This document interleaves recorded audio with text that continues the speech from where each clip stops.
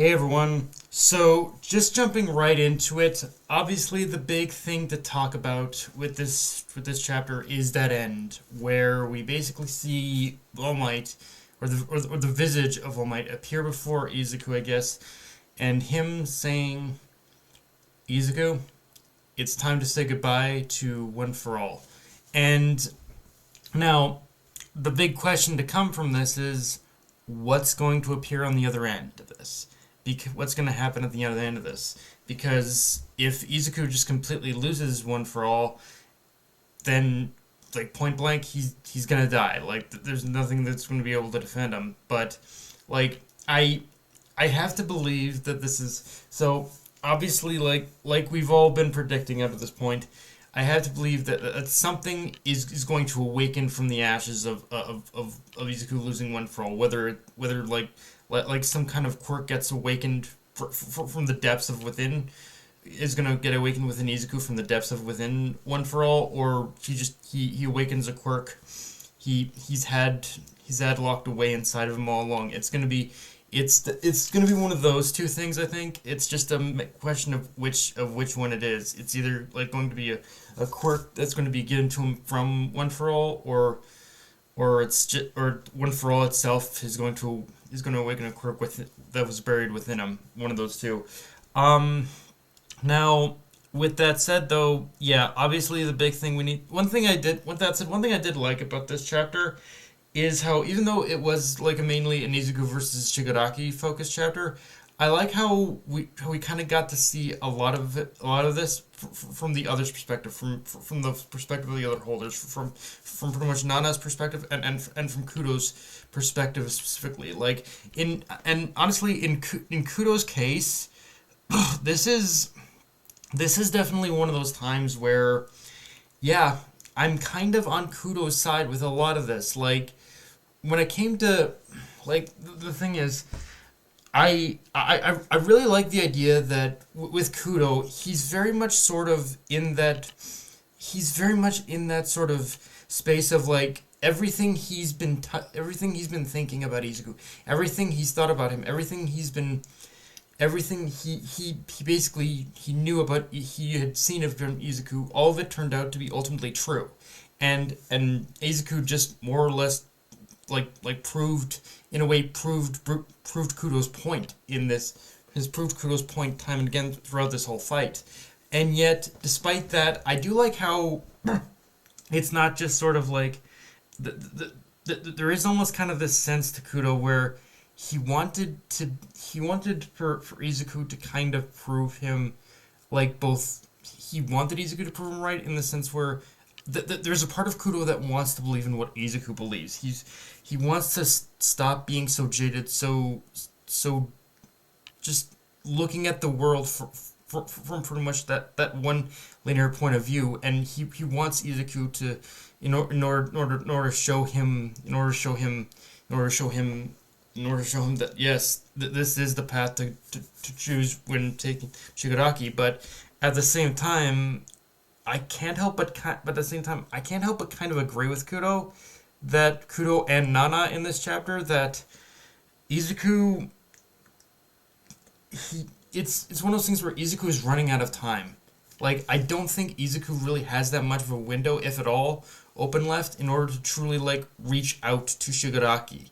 Like, Shigaraki even himself said in this chapter, I've buried who I was. He literally buried the part that once existed about himself. He's literally buried his own mindscape.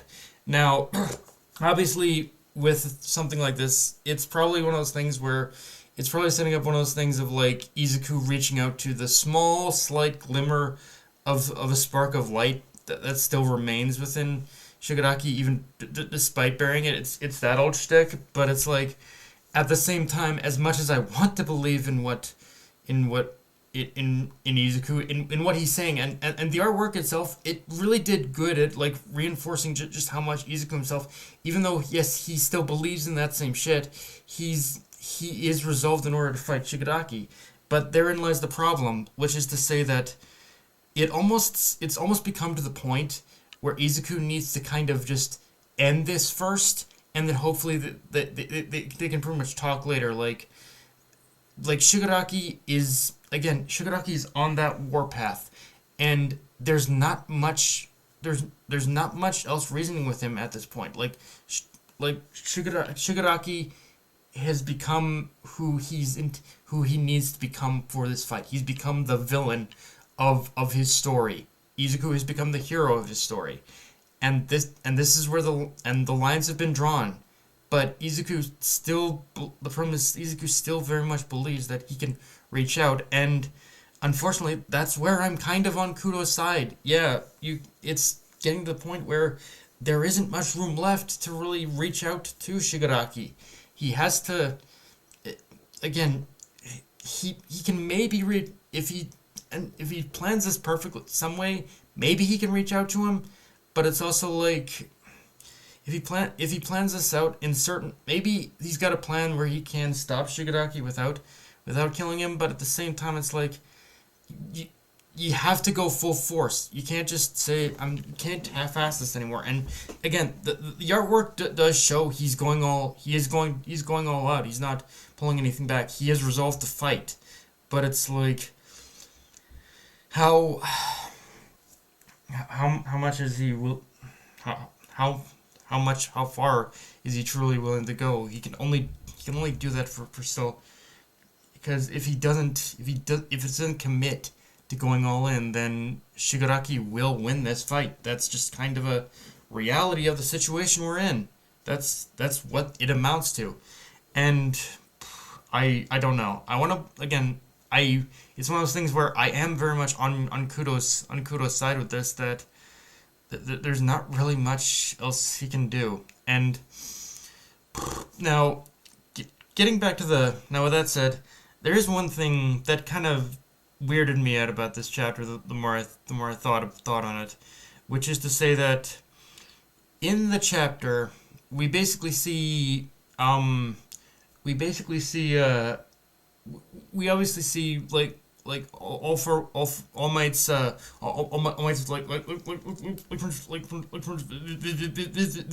visage kind of take physical form.